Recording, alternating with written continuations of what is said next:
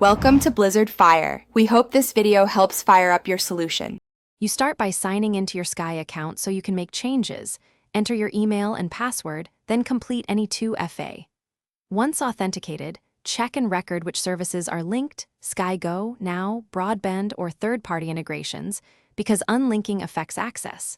Make sure you have the recovery email or mobile available. If not, pause and restore access now.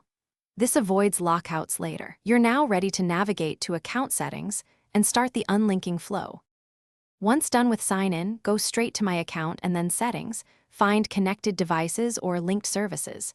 You'll see a list. Pick the exact item you want to unlink because removing the wrong connection can disrupt service.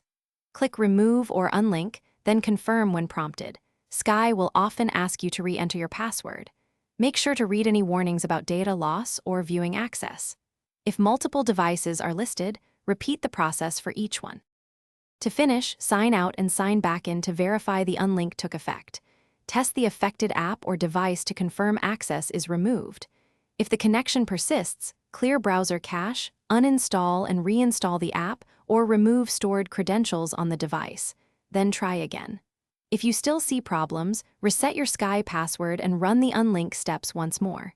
Troubleshooting tip. When everything fails, contact Sky support with your account.